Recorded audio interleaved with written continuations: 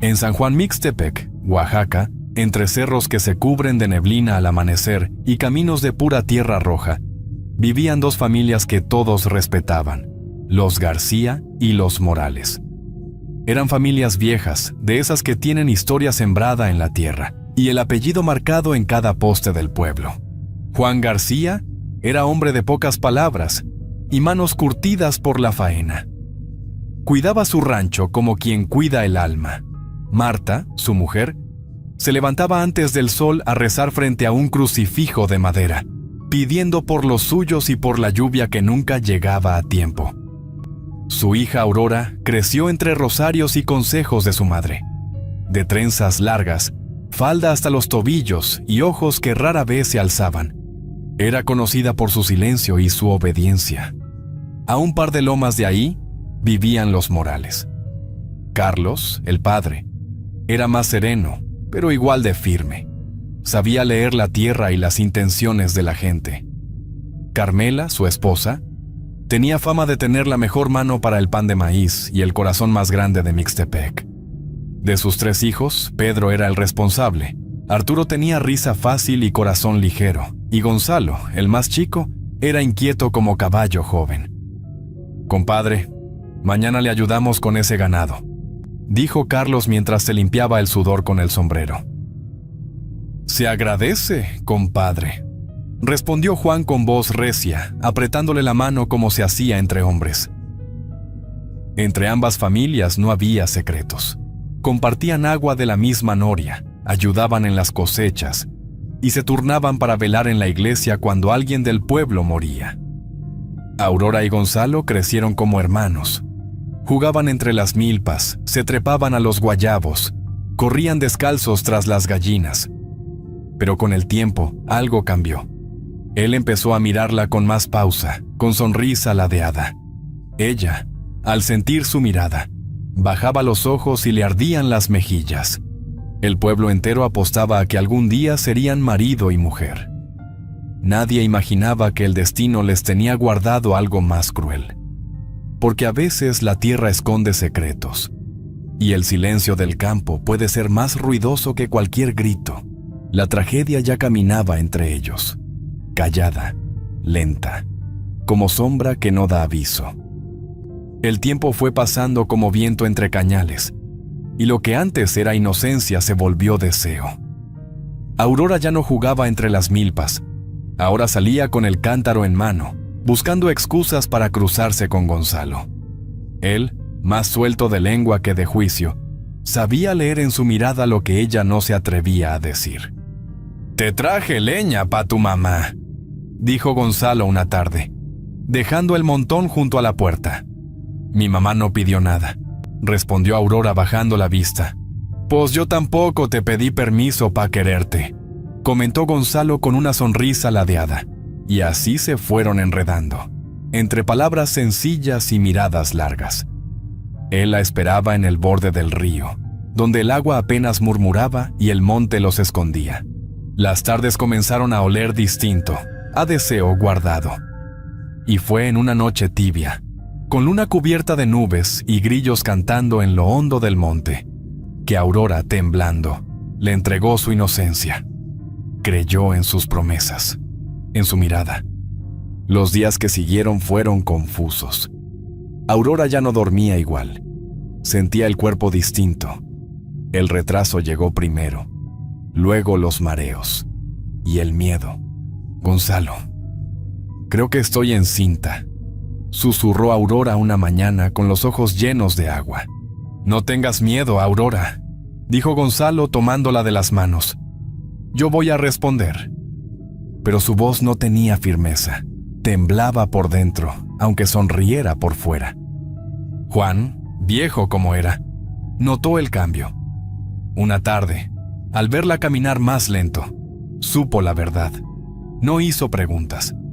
Solo apretó los puños y montó su caballo rumbo al rancho vecino. «Mi hija no es cualquier mujer», gritó Juan al llegar, la voz retumbando como trueno. «Quiero que tu hijo la honre». Carlos, al oírlo, no dijo nada al principio. Luego, miró a Gonzalo con una mezcla de decepción y resignación. Harás lo correcto, dijo Carlos con tono firme. Y así, entre suspiros contenidos y vergüenzas escondidas, Gonzalo pidió la mano de Aurora. Marta lloró de alivio. Carmela agradeció a la Virgen con un rosario en la mano. Pero Gonzalo, por dentro, se derrumbaba. No estaba listo, y lo sabía. Los días pasaban lentos, como si el tiempo mismo supiera que algo no estaba bien. Aunque el compromiso entre Aurora y Gonzalo ya era voz firme en el pueblo, en la casa de los Morales se respiraba tensión. El aire olía a leña, pero también a preocupación. Carlos caminaba con el ceño fruncido, mirando al suelo como si buscara respuestas entre las piedras del patio. Las cosechas seguían mal, y las cuentas con el proveedor de semillas se acumulaban como polvo en las esquinas. Carmela, buena mujer como era, intentaba mantener la calma, cocinando pan dulce y encendiendo veladoras por la paz de la familia. Pero en el fondo, sabía que algo se estaba descomponiendo.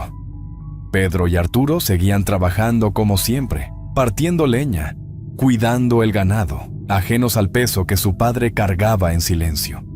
Pero Gonzalo andaba raro.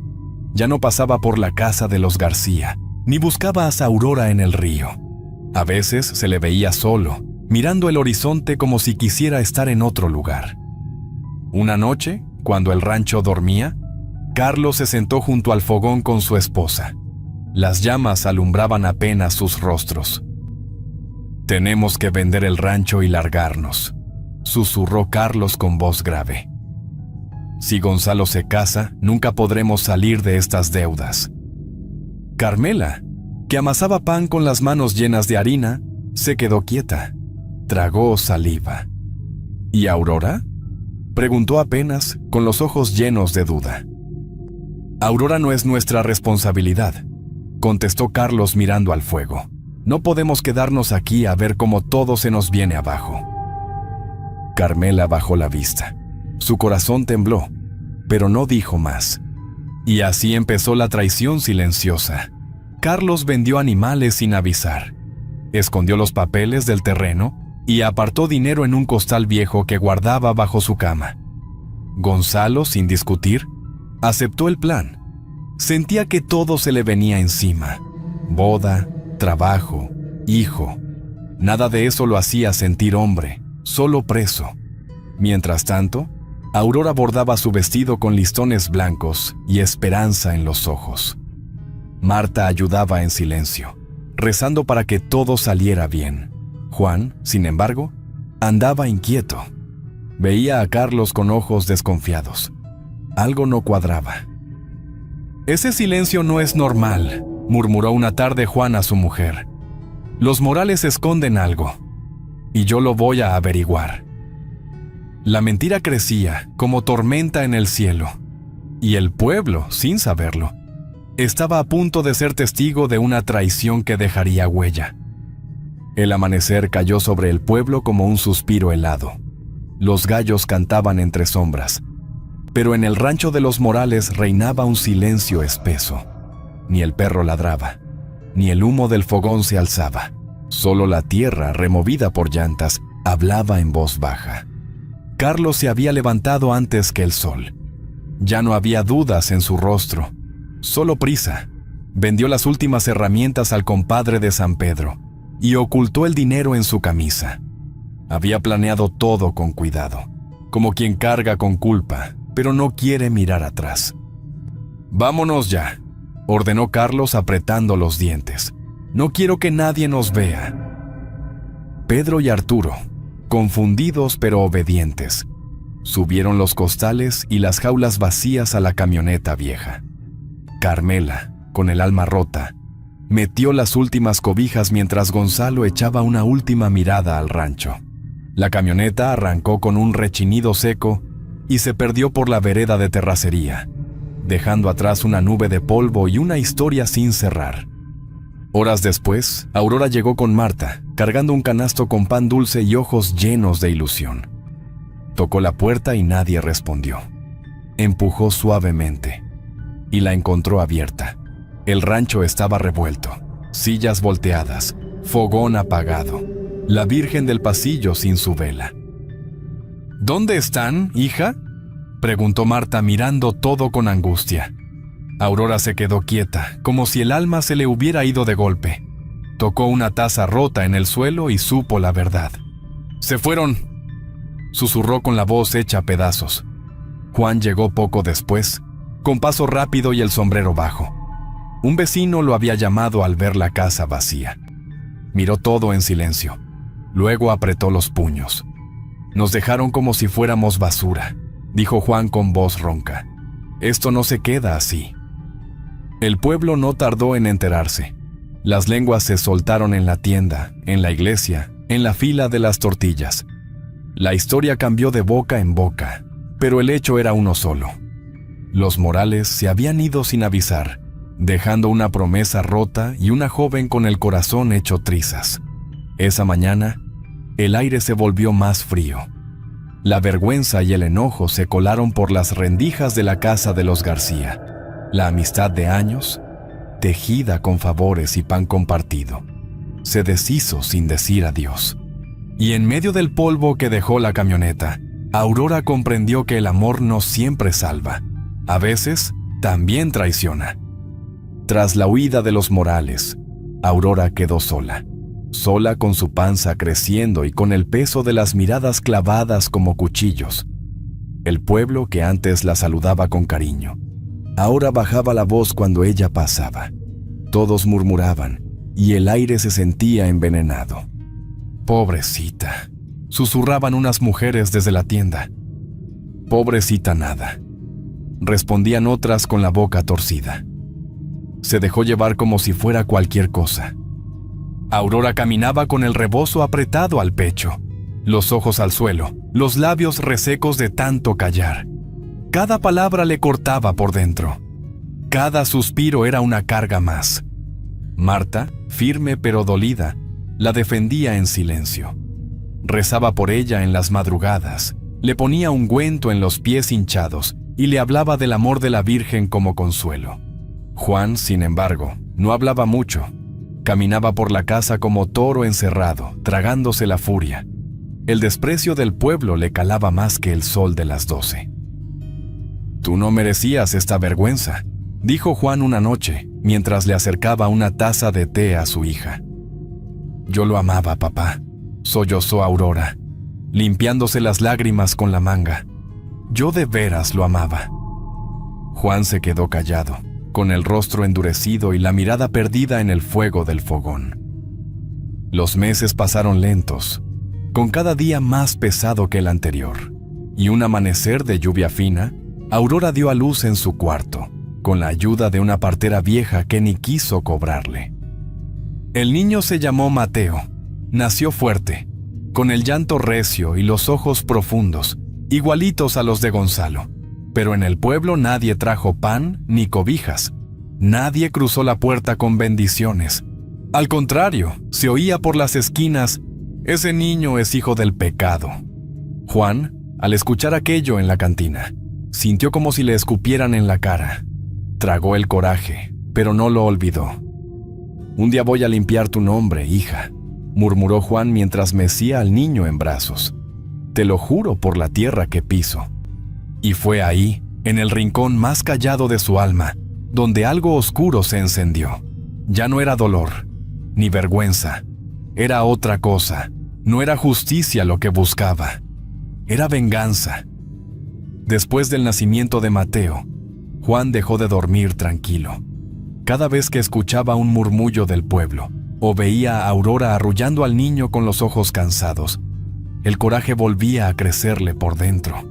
No era solo dolor, era una espina que día y noche le recordaba la traición. Al amanecer, mientras todavía olía a frío y café recién hervido, Juan salía con cualquier pretexto. A veces decía que iba por semillas, otras que necesitaba revisar un cerco, pero en realidad, su camino siempre lo llevaba a lo mismo: buscar rastros de los Morales. ¿No habrá pasado por aquí una familia con 3 muchachos?, preguntó Juan a un grupo de arrieros que descansaban junto a sus burros. «¿Quién sabe, compa?», respondió uno, ajustándose el sombrero. «Mucha gente pasa por estos rumbos». Juan apretó la quijada, no se rendía. Paraba en cantinas, en puestos de carretera, en ferias donde la música sonaba fuerte. Repetía la misma pregunta una y otra vez. Algunos lo miraban con lástima, otros con miedo, pero nadie le daba una respuesta clara. Su rabia era su combustible, y el deseo de limpiar el nombre de su hija lo hacía caminar incluso cuando sus rodillas dolían. Un día, cansado de buscar a solas, decidió dar un paso más oscuro. Contrató a 2 hombres conocidos por su silencio y por resolver problemas sin hacer preguntas. Eran tipos duros, de mirada fría, acostumbrados a trabajos donde la ley no alcanzaba. «Quiero que encuentren a los Morales», ordenó Juan sin temblor en la voz. Los hombres se miraron entre sí. No hicieron preguntas. Era evidente que Juan hablaba en serio. Partieron a los pocos días, cruzando caminos polvorientos, pueblitos sin nombre y montañas donde el viento aullaba. Pasaron meses sin noticias. Aurora a veces lo veía sentado en la mesa, mirando la puerta con desesperación contenida. Ella sabía que algo estaba tramando, pero no se atrevía a preguntarle. Una tarde nublada, cuando el cielo amenazaba lluvia, los 2 hombres regresaron. Bajaron de sus caballos con las botas llenas de lodo. «Ya los encontramos, patrón», dijo uno, limpiándose el sudor. «Están viviendo en un pueblito escondido entre montañas, a más de 200 kilómetros. Nadie los molesta por esas tierras». Juan sintió un golpe en el pecho. Cerró los ojos y respiró hondo, como si recibiera una respuesta que llevaba tiempo esperando. Desde ese momento, todo en él cambió. Ya no hablaba de otra cosa, ya no miraba al futuro con esperanza. Su vida quedó amarrada a un solo propósito: vengar la honra de su hija, a cualquier costo. Juan no volvió a ser el mismo después de saber dónde estaban los Morales. Cada amanecer, se levantaba antes que el gallo, y cada noche se acostaba tarde, siempre pensando en lo mismo. Planeaba la venganza con una calma inquietante, como quien afila un machete sin prisa pero con decisión. Pasó semanas estudiando veredas, barrancas y senderos ocultos que solo conocían los arrieros más viejos. Junto a los 2 hombres que había contratado, extendía mapas improvisados sobre la mesa, marcando rutas con carbón. «Quiero agarrarlo solo, sin su familia», dijo Juan, mientras limpiaba la escopeta vieja con movimientos lentos, casi ceremoniosos. Los hombres intercambiaron una mirada breve. Sabían que aquello no era un simple trabajo, era un ajuste que venía cargado de años de dolor. Cuando por fin llegaron cerca del pueblito donde vivían los Morales, se ocultaron entre los matorrales durante 2 días. Observaban en silencio, viviendo del agua del río y tortillas duras. Cada paso de los Morales era medido, cada sombra analizada. Fue entonces cuando lo vieron. Gonzalo salía casi al anochecer, siempre solo, para visitar a una muchacha del lugar. Caminaba confiado, sin imaginar que su pasado lo había alcanzado. «Ese es el momento», murmuró uno de los hombres. Los 3 se adelantaron por una vereda estrecha y bloquearon el camino con piedras grandes. Luego se ocultaron entre los árboles, esperando. La camioneta de Gonzalo apareció levantando polvo. Frenó de golpe al ver el camino cerrado. «¿Qué está pasando?», preguntó Gonzalo bajando la ventana con los ojos muy abiertos. «Que hoy te toca pagar lo que hiciste», respondió Juan mientras bajaba de su propia camioneta, la escopeta colgada del hombro. Los 2 hombres salieron de entre los arbustos y lo sujetaron por los brazos antes de que alcanzara a reaccionar. Gonzalo intentó zafarse, pero recibió un golpe seco en las costillas que le robó el aliento. «Pensaste que nunca iba a encontrarte», murmuró Juan acercándose paso a paso, con una frialdad que helaba la sangre. «Yo no quise hacerle daño a nadie», balbuceó Gonzalo con la voz entrecortada. «Ya no importa lo que quisiste», dijo Juan sin levantar la voz. Lo amarraron de pies y manos con mecate, lo subieron a la caja de la camioneta y cubrieron su boca para que no gritara. El sol desaparecía detrás del cerro cuando emprendieron el camino rumbo al rancho donde su familia vivía ahora. Y mientras la noche caía rápida y pesada, la tragedia, esa que llevaba años fermentando, por fin despertaba. La luna apenas alumbraba cuando Juan llegó arrastrando a Gonzalo por el patio del rancho. El muchacho respiraba agitadamente, marcado por golpes, y por el miedo que le hacía temblar hasta los huesos. Juan lo empujó al suelo y alzó la voz como un trueno que rebotó entre las paredes. «¡Salgan todos o mato a este desgraciado aquí mismo!», gritó Juan con la escopeta levantada. Carlos, Carmela, Pedro y Arturo salieron despacio con las manos levantadas, el terror pintado en el rostro. Carmela soltó un llanto desgarrado al ver a su hijo amarrado, sucio de polvo, sudor y angustia.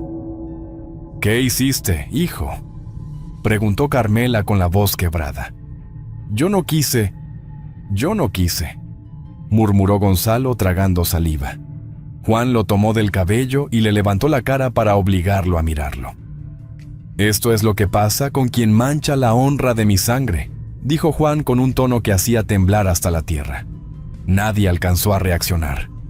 Juan dio un paso atrás, apuntó, y un estampido rompió la noche.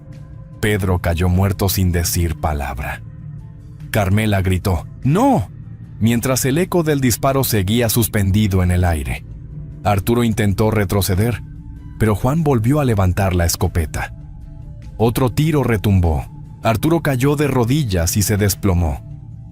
Carlos soltó un alarido y corrió hacia ellos, pero Juan le apuntó al pecho. «¡Juan, basta!», gritó Carlos con desesperación. «¡Por el amor de Dios!». «La honra de un hombre no se negocia», respondió Juan con frialdad. Apuntó a Carmela. El grito de Carlos se mezcló con un tercer trueno. La mujer cayó inmóvil. Carlos corrió hacia ella, pero un cuarto disparo lo cortó en seco.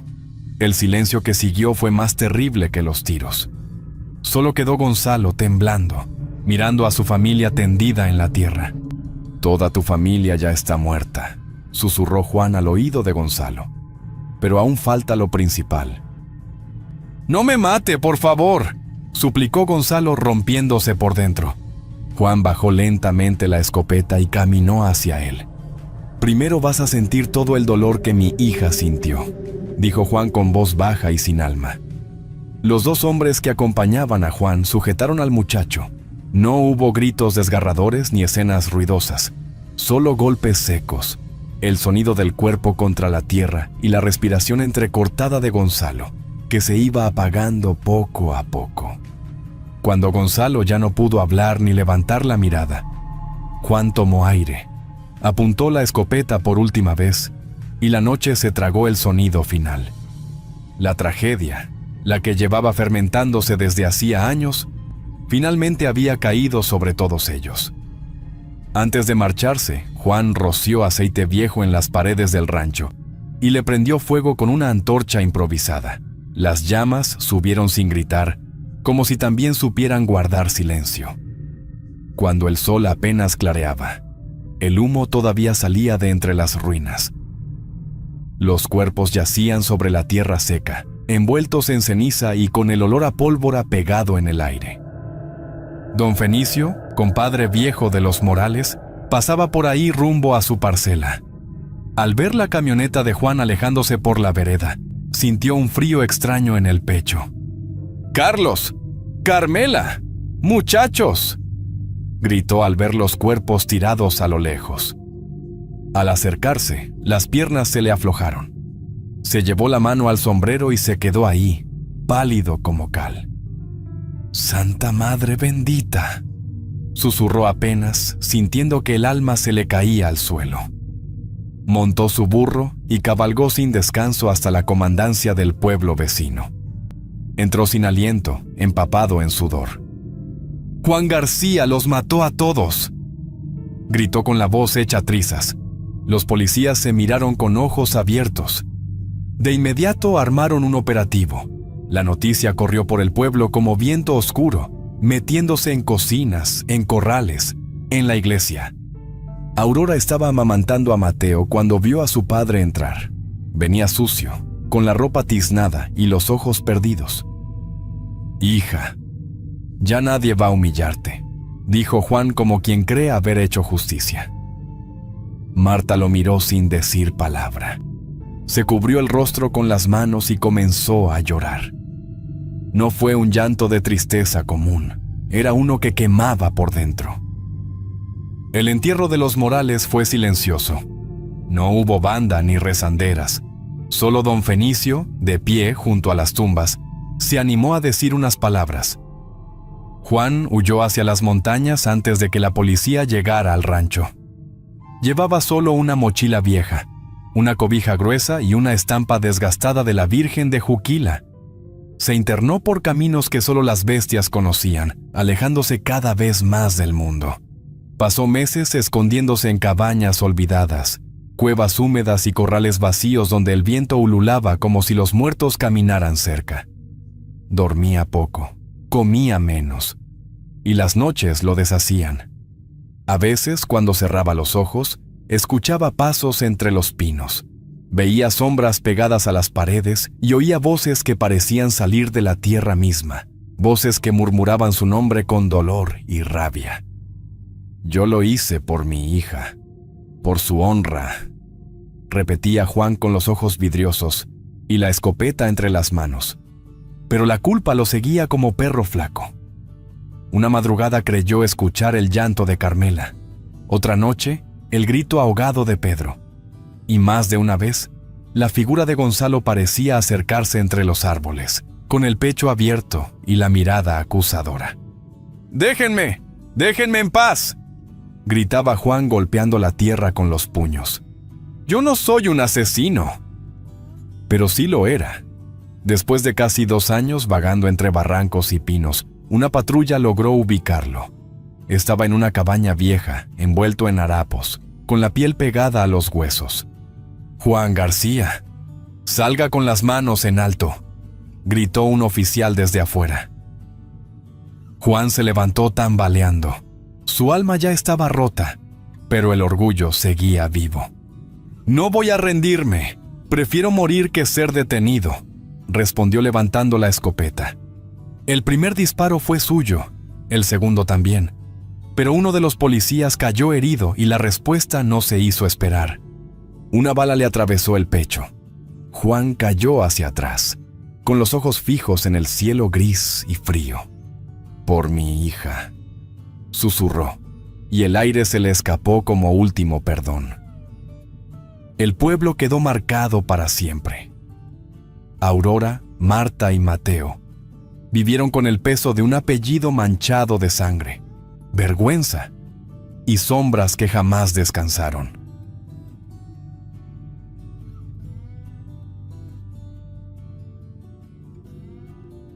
En San Juan Cancuc, Chiapas, entre cerros y cafetales, Luciana y Juan vivían con sus 2 hijos en una casa de adobe, que olía a humo y tierra mojada. El terreno no era suyo, se lo había prestado don Silvestre, patrón del rancho y también presidente municipal, hombre de sombrero fino y botas siempre lustradas. Luciana vendía tamales los domingos en la plaza, lavaba ropa ajena en el río y sembraba milpa cuando había sol. Juan trabajaba para don Silvestre desde antes de que nacieran los niños. Cuidaba el ganado y ayudaba con la cosecha. La vida era dura, pero compartida. Hasta que algo cambió. Juan empezó a pasar más tiempo en la casa grande del patrón. Regresaba tarde, con las botas limpias, camisa planchada y olor a perfume. Luciana lo miraba desde el fogón, con la tortilla en la mano y el corazón encogido. «¿Qué estás tramando, Juan?», preguntó ella al verlo llegar con el cabello engomado. «Estoy cansado de esta miseria», respondió él sin mirarla, colgando su sombrero en un clavo. «Mariana puede darme lo que tú no». Mariana era la hija del patrón, joven, de risa fina y uñas pintadas. Bajaba al pueblo con vestido nuevo cada semana y miraba a todos desde arriba. «¿Y los niños? ¿Y todo lo que hemos luchado?», gritó Luciana con rabia, apretando el molcajete con fuerza. «Contigo nomás hay polvo y pena. dijo él con desprecio mientras metía unas camisas en un morral viejo. ¿Por qué vas a dejarme por esa muchacha de ciudad?, preguntó Luciana con desesperación. ¿Por qué vas a olvidarte de tu sangre? Ya me olvidé de lo que fuimos, Luciana, respondió Juan con frialdad. Tú te quedas con tus trapos y tus penas. Yo merezco algo mejor. Juan salió sin voltear, dejando la puerta abierta y el silencio colgado en el aire. Luciana se quedó ahí, con los niños abrazados a sus piernas y el alma desgarrada. Afuera, el viento soplaba entre los árboles, como si también se llevara los recuerdos. Esa noche, Luciana no durmió. Sentada en el petate, miró las brasas apagarse una a una, como se apagan las esperanzas. En su pecho, algo se encendía. No era odio, era otra cosa, algo más fuerte. Y así comenzó la verdadera historia. Después de ser abandonada por Juan, Luciana siguió lavando ropa en el río, cocinando con leña y criando a los niños con manos partidas por el trabajo. El sol le rajaba la espalda, pero nunca se quejaba. Lo que más dolía no era el abandono, sino las miradas del pueblo, miradas que cortaban más que cuchillo. Esa mujer algo hizo para que el marido la dejara, comentó Carlota en la plaza, mientras vendía nopales. Dicen que Juan va a casarse con Mariana, susurró Ramón bajando la voz. Que el patrón ya le dio trabajo fijo y hasta cuarto propio en la casa grande. Luciana salía solo al mercado, con el rebozo bien amarrado y la cabeza baja. Nadie la saludaba. Nadie le compraba como antes. Los niños aguantaban burlas en la escuela. Ahí van los abandonados, decían, y los maestros, como si nada. Pero una mañana, Luciana decidió levantar la cara. Lo encontró en la plaza, riéndose con otros hombres, con sombrero nuevo y reloj en la muñeca. ¿Así nomás vas a cambiarme por una vida de patrón?, reclamó ella con los ojos encendidos como brasas. Tú no entiendes el progreso, respondió Juan sin emoción. Mariana me abre puertas que tú nunca pudiste tocar. El pueblo guardó silencio como cuando va a caer tormenta. Las miradas se clavaron en Luciana, esperando que llorara, que se rompiera, pero no lo hizo. Tú me vas a mirar desde arriba ahora, dijo Juan con voz seca, girando para marcharse. Tú vas a mirar desde abajo cuando todo se te caiga, murmuró ella sin temblar. El murmullo del pueblo se esparció como plaga, metiéndose por cada rendija de adobe. Desde ese día, Luciana se volvió un fantasma entre las calles del pueblo. Caminaba callada, pero sus pasos resonaban fuerte en su alma. En las noches hablaba con su sombra. Sentada en el petate con los niños dormidos a su lado, murmuraba al silencio. No soy menos mujer por ser pobre, susurraba. Pero él va a saber lo que es perder. Y al decirlo, sentía como algo en su pecho dejaba de doler y comenzaba a endurecerse. Como si una semilla se hubiera plantado. Una semilla de fuego. Una mañana de neblina espesa, llegaron dos hombres montados, mandados por don Silvestre. Traían papeles doblados, botas sucias y cara de piedra. No saludaron, solo miraron la casa como si ya no fuera de nadie. Esta casa es del rancho, usted ya no tiene derecho a vivir aquí, dijo uno de ellos con voz seca, bajando del caballo. ¿Cómo que no tengo derecho?, gritó Luciana con la criatura en brazos. Yo trabajé aquí toda mi vida. Mis chamacos nacieron en esta tierra. Eso no cambia nada, respondió el otro mientras sacaba el papel del morral. Juan ahora es familia del patrón. Usted debe irse hoy mismo. Luciana sintió que el pecho se le abría. Apretó al niño contra su cuerpo. Se le llenaron los ojos de rabia. ¿Y a dónde carajos voy a ir con mis hijos?, gritó con la voz rota. ¿Dónde vamos a dormir, si este fue el único techo que tuvimos? Eso ya no es problema del patrón, dijo el primero sin mover una ceja. Usted tiene hasta que baje el sol. La noticia corrió más rápido que el viento. El pueblo miraba desde lejos, unos con lástima, otros nomás por el chisme. Nadie se acercó. Nadie la defendió. Solo los ojos de los niños, llenos de miedo, la obligaron a moverse. «¡Maldito Juan!», gritó Luciana tirando una olla contra la pared. «¡Maldito seas por dejarme con esta miseria!». Con manos temblorosas, empezó a juntar lo poco que tenía. Ropa en costales rotos, frijoles secos, una foto vieja, los niños pegados a su falda sin entender del todo. «No llores, mijito», dijo al mayor mientras le limpiaba la cara. «Aquí nomás pierden los pobres». Salió bajo el sol ardiente, con la dignidad arrastrándose por el polvo. Caminó hasta la orilla del pueblo, donde una comadre lejana le ofreció un jacal prestado. Era de lámina oxidada y piso de tierra, pero tenía sombra y silencio. Esa noche, los grillos no cantaron. El silencio dolía más que el hambre. Luciana no lloró. Se sentó en el suelo con los brazos cruzados, mirando el fuego que no tenía. Apretó los dientes. El pecho le ardía, no de tristeza sino de rabia. «Esto no va a quedar así», susurró con la voz firme. «Te juro por mis muertos, Juan, tú vas a pagar». Y el odio nació completo. Luciana no contenía la rabia. Sentía cómo le hervía la sangre cada vez que miraba a sus hijos dormir en el jacal prestado, envueltos en trapos, temblando de frío. La humillación de haber salido de su casa cargando costales rotos la perseguía hasta en sueños. Una noche, sin decir nada a nadie, bajó al pueblo y fue a ver a doña Marta, la comadrona y bruja del pueblo. La encontró quemando copal y desgranando maíz morado. «Yo quiero que me lo regreses», dijo Luciana con los ojos encendidos como tizones. «Pa' eso se necesita algo suyo», respondió doña Marta mientras sacaba veladoras negras y un frasquito con tierra de cementerio. Luciana trajo una camisa vieja de Juan, una foto arrugada donde aún sonreía y un hilo rojo que había guardado en secreto. «Esto va a doler, mija», advirtió la bruja, «pero es la única forma de que vuelva rendido a tus pies». Fueron hasta un mezquite torcido en las afueras del pueblo. Enterraron las cosas bajo la luna llena. Doña Marta hizo rezos en lengua vieja, roció hierba mora y untó cera derretida sobre la tierra.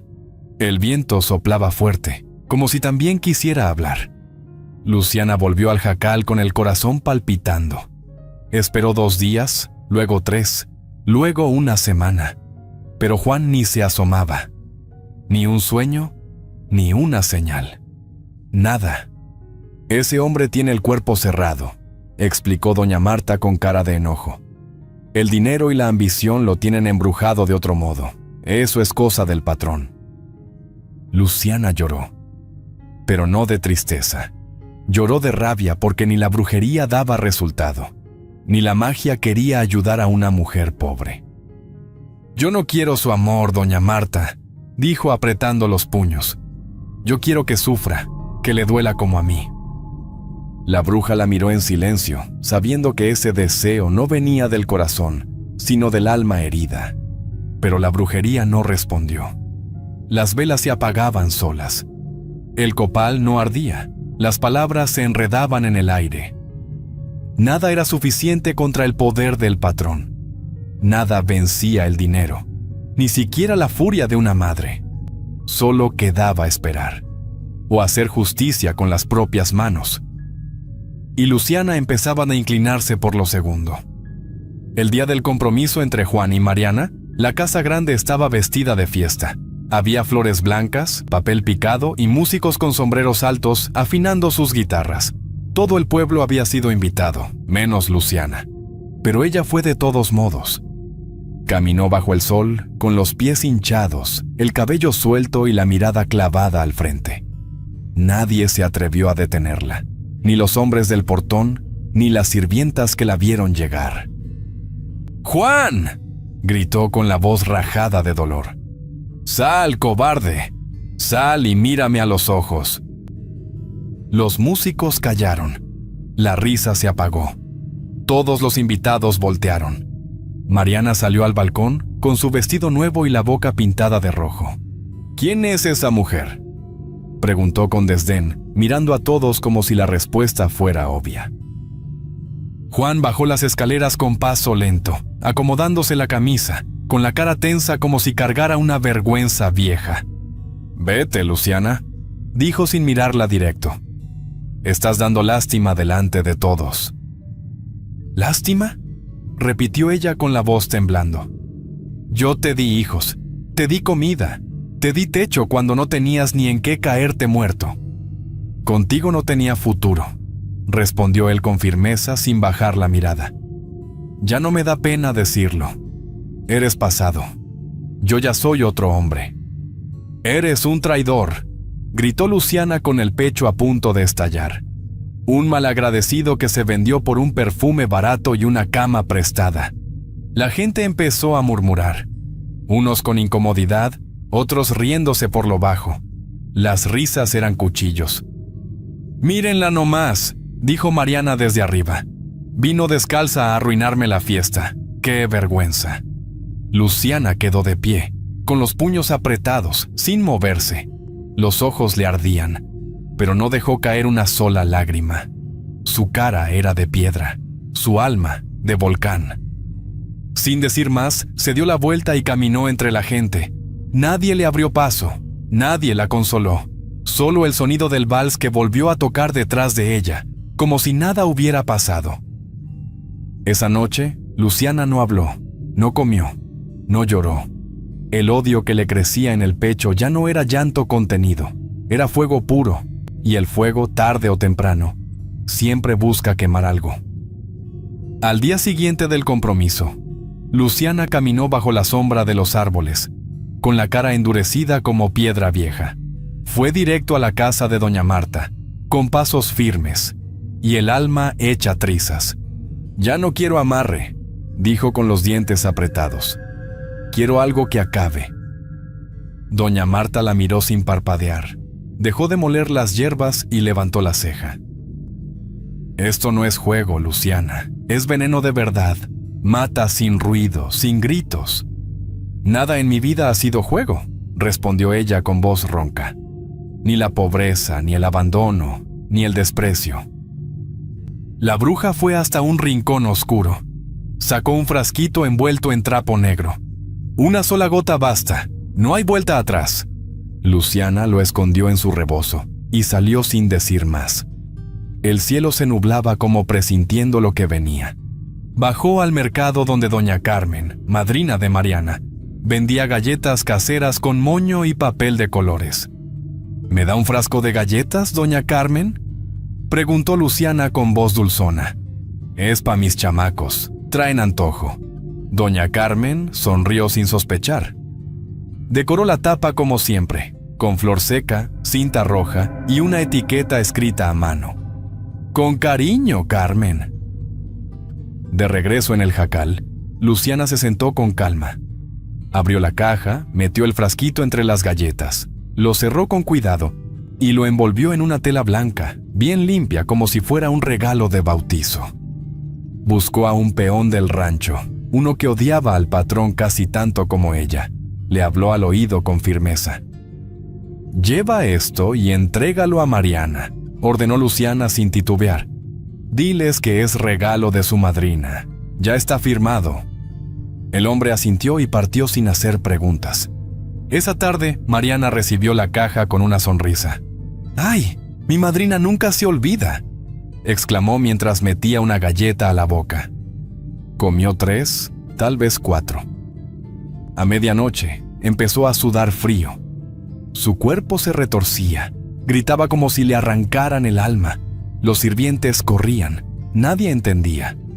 Juan la sostenía, pero ella ya no respondía.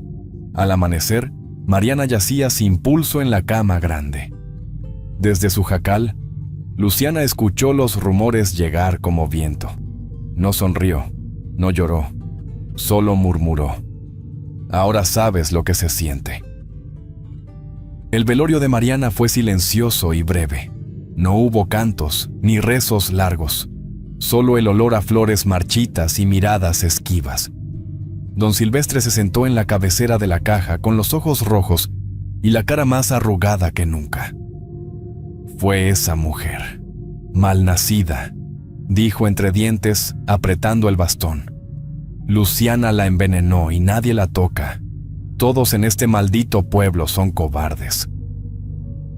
El pueblo murmuraba bajito, con miedo de decir lo que pensaban en voz alta. «Se lo busco», comentó Carlota mientras limpiaba un banco en la iglesia. Le quitó el marido a otra y jugó con fuego. «Pero matar es cruzar un límite», respondió Ramón con voz baja, mirando al altar. «Ya no hay regreso de eso». Juan no salía del cuarto. Cerró la puerta con tranca y apagó la lámpara. Pasaba el día encorvado en un rincón, con la cara metida entre las rodillas. «Solo quería una vida mejor», decía entre suspiros. «Y ahora no tengo nada. Nada».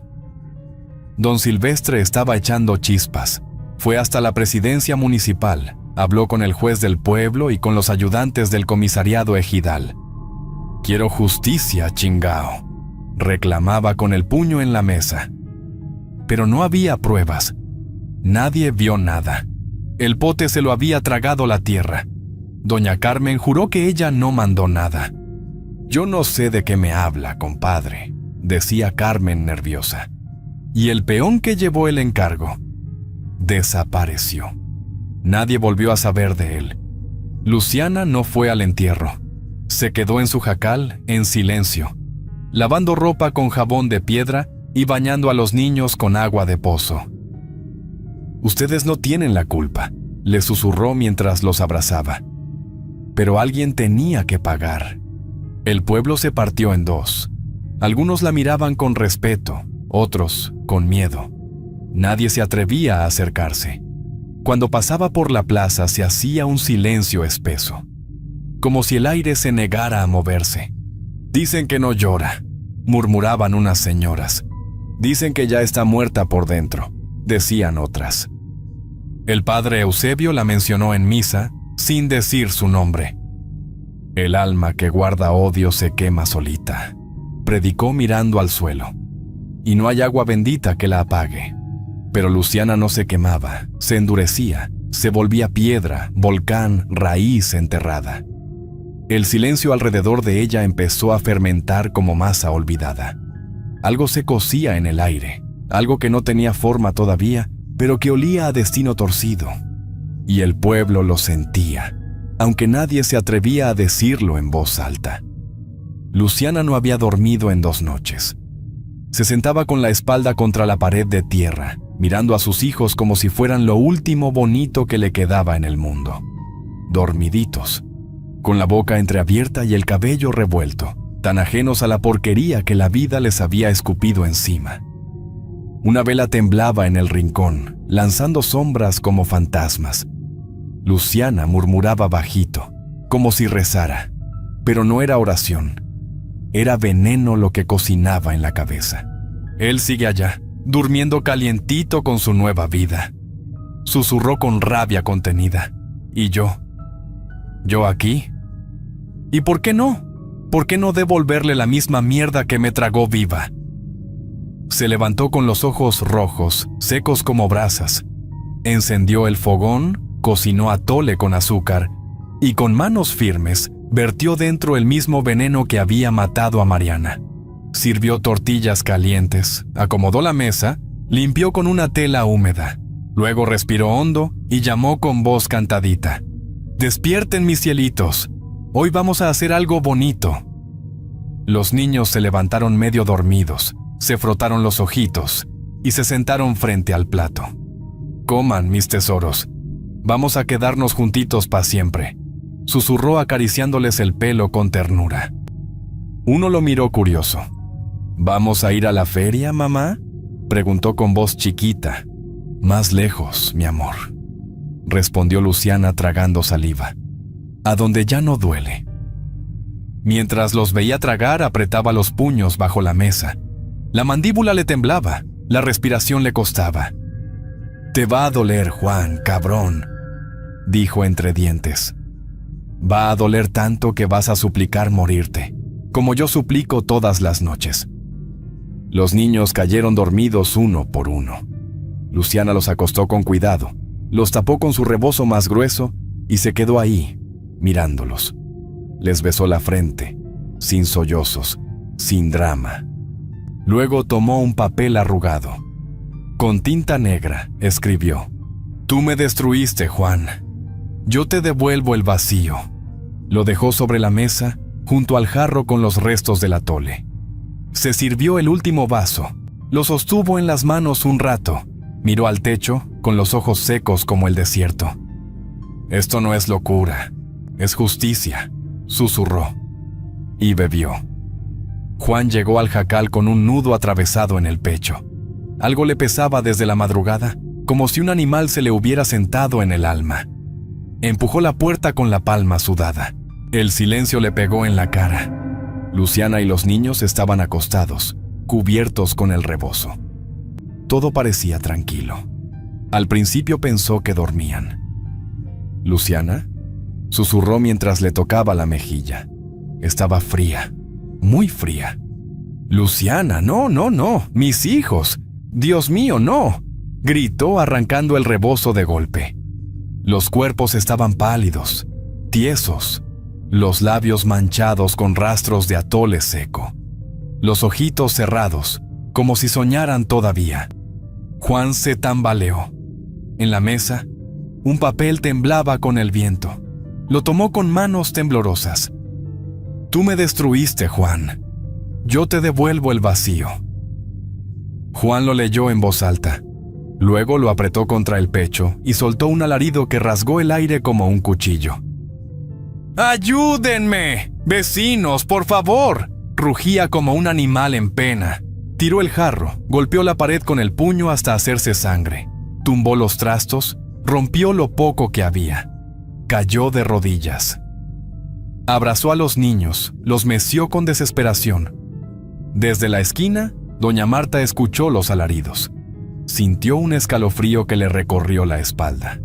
Sin decir palabra, entró a su jacal, metió sus cosas en un costal y se fue por la vereda del río, sin mirar atrás. Don Silvestre mandó traer a la policía, pero ya no había nada que hacer. La nota no tenía odio, solo tristeza. Juan rompió la carta, rompió los muebles, rompió su alma. Nunca volvió a hablar con nadie. Vagaba por el pueblo con la mirada vacía, como si su espíritu se hubiera ido con los muertos. Los niños fueron enterrados juntos, con flores del campo. Luciana, en una fosa sin nombre, y el pueblo. Nunca volvió a ser el mismo. Después de la tragedia, San Juan Cancuc ya no volvió a respirar igual. El aire se sentía más pesado, como si el polvo mismo supiera lo que pasó. El jacal donde murieron Luciana y sus hijos quedó solo, con la puerta amarrada con mecate y un «no te acerques» en cada sombra. Nadie quiso tocarlo, nadie se atrevió a entrar. Juan vagaba por los caminos como un limosnero, con la ropa sucia, los ojos huecos y la boca repitiendo cosas que nadie entendía. Yo solo quería sacarlos del polvo. Yo nomás quería darles futuro, murmuraba mientras caminaba entre piedras y espinas. Ya no era el mismo, ya no era hombre, era un cuerpo con alma echada a perder. Don Silvestre se encerró en su oficina por semanas. Perdió autoridad. Nadie volvió a trabajar para él con la misma fe. Los jornaleros se iban en silencio. Las mujeres se persignaban cuando pasaban por la casa grande. El pueblo bajaba la voz al hablar de Luciana. No por respeto, por espanto. «Fue maldita, bruja», decían algunos entre dientes. «Fue madre, y estaba rota», susurraban otros. Pero todos sabían que algo en ella se rompió para siempre. Algo que ya no se podía coser ni con rezo ni con agua bendita. Dicen que en las noches más calladas, cuando no hay perros ladrando ni gallos cantando, se oye una voz de mujer. Una voz bajita como arrullando a sus muertos. «Duérmanse, mis cielitos. Ya no duele, ya no más». Otros dicen que su alma camina por el mercado, buscando galletas para sus hijos, porque cuando el amor no encuentra justicia, se pudre y cuando se pudre, mata. Espero que esta historia les haya gustado. Es un placer para mí compartir esos relatos con ustedes. Comparte este video con otras personas para que sigamos creciendo y más relatos lleguen a más gente. Escríbeme sus experiencias y sus opiniones en los comentarios. Eso me ayuda a seguir mejorando. Si el video les gustó, por favor, no duden en escribirse y darle me gusta. Muchas gracias y un saludo nada cordiales a todos. Nos vemos hasta la próxima.